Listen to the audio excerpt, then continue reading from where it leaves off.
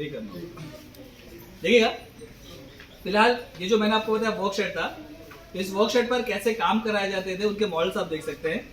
जैसे यहाँ पर उनको नारियल छीलने, तो नारियल छीलने के लिए ये जो कोकोनट से नारियल है इसे मारकर इनके ऊपर ये जो छिलके हैं इन छिलके को अलग करना था। आप देख पाओगे इन छिलकों में ये जो रेशे, इन रेशों को निकालने के लिए इस तरह की लकड़ी यूज किया जाता था। लकड़ी से मारकर रेशों को निकालते थे। उसके बाद उन रेशों में से इस मशीन में उनको रस्सियां बनानी। तो अगर आप इस मशीन को देखोगे, इस मशीन में जो हुक्स है वो अलग अलग डायरेक्शन पर है, एक इस तरफ है तो इस तरफ। इन हुक्स में रेशों को फंसाकर जब हैंडल पर राउंड घुमाते थे, ये रेशे ज्वाइंट होकर रस्सियां बनकर निकलती थी। इस तरह एक दिन में कैदी को 4 LBS जो कि 4 पाउंड के आसपास रस्सियां बनानी थी। वैसे यहाँ पे जो मशीन रखा गया है ये लोहे का बना उस समय का ओरिजिनल मशीन है। इसके बाद इसमें उनको तेल निकालना था, तो इस मशीन को बोला जाता है कोलू घनी ऑयल मिल। इस ऑयल मिल में एक दिन में कैदी को 40 पाउंड तेल निकालना था। 30 pound coconut oil, 10 pound mustard oil. तो तेल निकालने के लिए ड्राई कोकोनट, सूखे हुए नारियल को स्पॉट पे डालते थे और जब ये हैंडल को राउंड घुमाते थे, नारियल अंदर पिसने के बाद तेल साइड के पाइप से बाहर आता था। वैसे यहाँ पे जो ऑयल मिल आप देख रहे हैं ये लकड़ी का बना मॉडल है, ओरिजिनल नहीं है। मगर अभी आप जब यहाँ पे एंट्री किया था, अगर आपने ध्यान दिया तो सामने जमीन पे लगा जो लोहे का बना है। इसका पॉट उस समय का ओरिजिनल है, हैंडल चेंज हो गया। यहाँ पे तो और भी बहुत से ऑयल मिल थे, बाकी डिस्ट्रॉय को तो हटा दिए गए, अब वो एक ही बचा। तो जब उनको यहाँ पर ये सब काम देते हैं, अगर वो अपने काम को कंप्लीट नहीं कर पाते हैं, करने से मना करते हैं या फिर जब एक ही गलती को बार बार दोहराते हैं, तो सबसे लास्ट और सबसे टफ पनिशमेंट था आगे फ्लॉगिंग। आइए, इस पनिशमेंट में सबसे पहले इन कैदियों के सारे कपड़े उतार देते थे, इन्हें एक पतला टावल पहनाकर इसी तरह बांधते थे और बांधने के बाद इनको इस तरह के कोड़ों से या बेत से मारते थे। तो मारने वाले जो जल्लाद थे इसे जमादार बोला जाता था, जो कि इंडियन था। एक इंडियन ही दूसरे इंडियन को पनिशमेंट देता था। तो जब ये जमादार इसे मारता है, इनके बैक साइड, इनके बॉटम पर ही मारना था क्योंकि ज्यादा तकलीफ होता है, बाद में ना कैदी बैठ पाएगा ना सो पाएगा।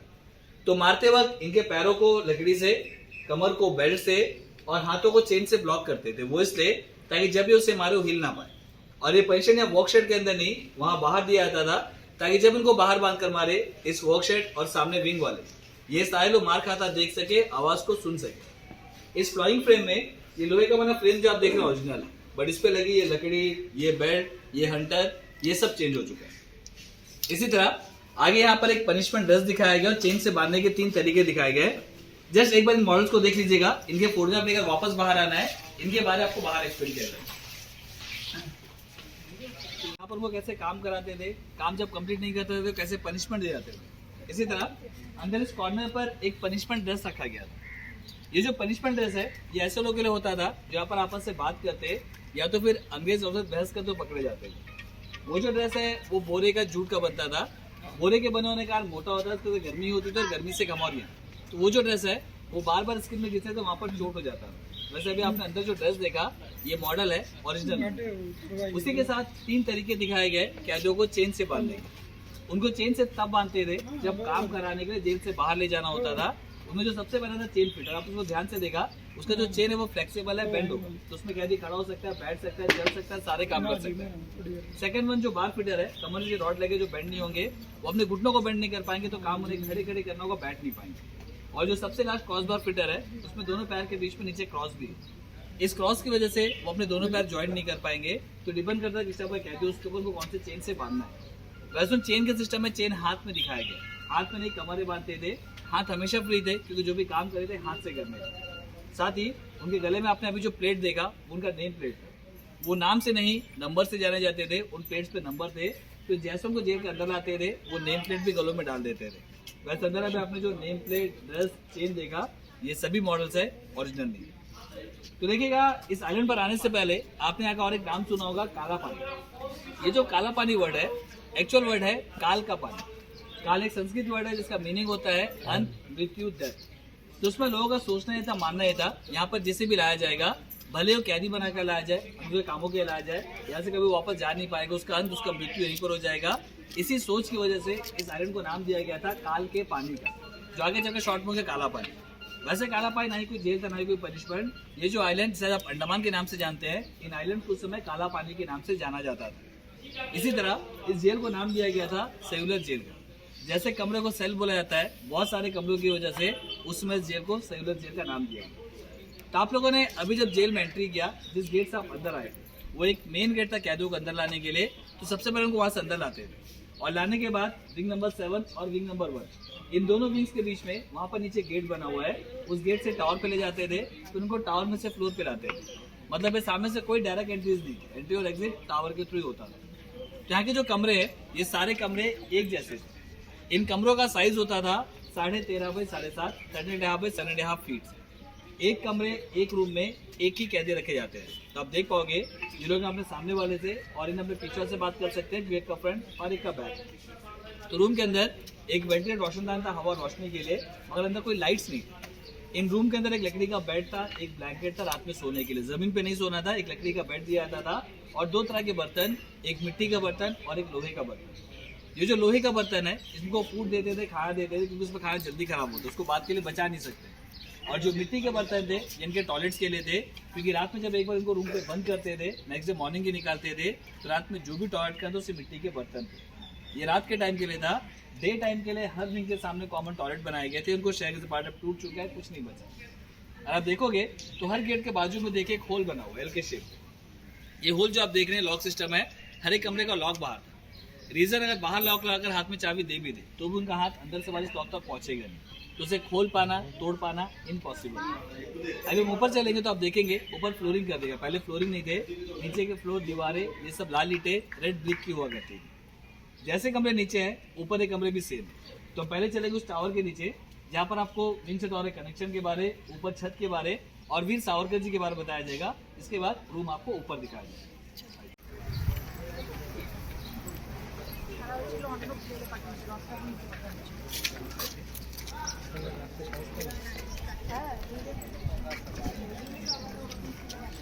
आपको विंग से जो एंट्री बताया था, ये सामने जो गेट देख रहे हैं यहाँ से टावर पे जाना था, टावर में से फ्लोर पे आया था, डायरेक्ट कोई एंट्रीज नहीं।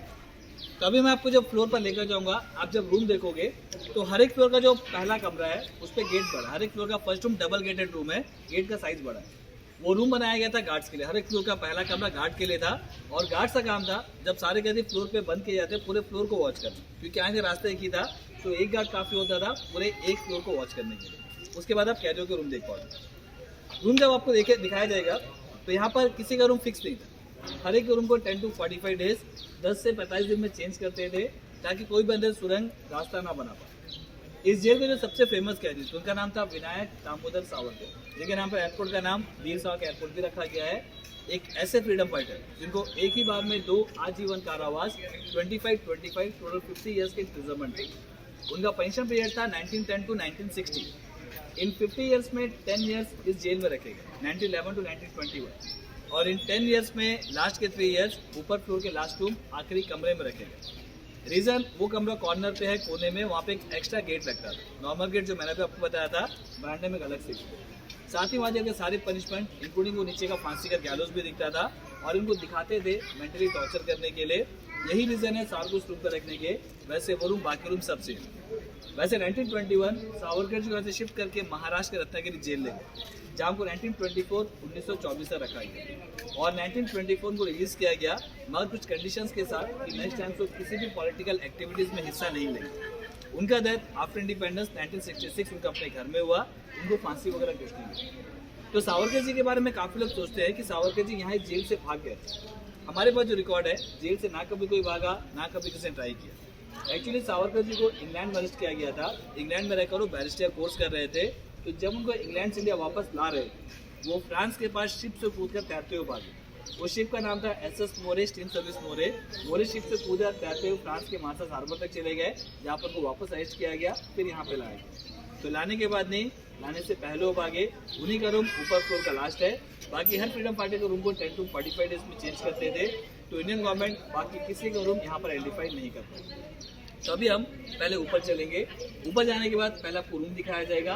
रूम देखने के बाद जैसे आप विंग से टावर पर एंटर करोगे, आप देखोगे विंग से टावर का बीच में जो कनेक्शन है, वुडन प्लेटफॉर्म, लकड़ी के बने प्लेटफॉर्म। वो प्लेटफॉर्म पहले भी लकड़ी के थे मगर फिक्स नहीं थे। तो जब इनको यहाँ से वहाँ या वहाँ से यहाँ आना था, फिर उसमें बीच के प्लेटफॉर्म को रखते थे और बाकी नंबर उठा देते थे, हटा देते थे। तो अगर वो बीच का प्लेटफॉर्म हटा देंगे, ये विंग्स और टावर अलग हो जाएंगे। कोई कहती एक से दूसरे विंग पर नहीं जा पाएगी। और इसलिए था अगर एक विंग वाले भड़क गए तो दूसरे विंग वाले उनके हेल्प के ना आ पाए। इसी तरह वो जो ऊपर टॉप आप देख रहे वॉच टावर था, जहाँ से गार्ड पोजीशन को वॉच कर सकते हैं। तो जब टॉप पर जाओगे वहाँ से बचे हुए 3 विंग 1, 7 और उसके बैक साइड पर 6 देख पाओगे, जिसमें 6 छोटा है। रीजन एक तरफ समंदर सी आता है, स्पेस कम मिला, तो एक तरफ के विंग छोटे रहेगा, एक तरफ के विंग बड़े रहेगा। बाकी के जो विंग्स थे वो इसके उस तरफ थे, जिनके टूटने के बाद अब उस तरफ नए बिल्डिंग गवर्नमेंट हॉस्पिटल जीवंत हॉस्पिटल बना दिया गया। ऊपर का पार्ट फोटोग्राफी के लिए, तो पहले आपको ऊपर फ्लोर में रूम दिखाया जाएगा, उसके बाद आप ऊपर छत पर फोटोग्राफी करते हुए रिटर्न आ सकते हैं।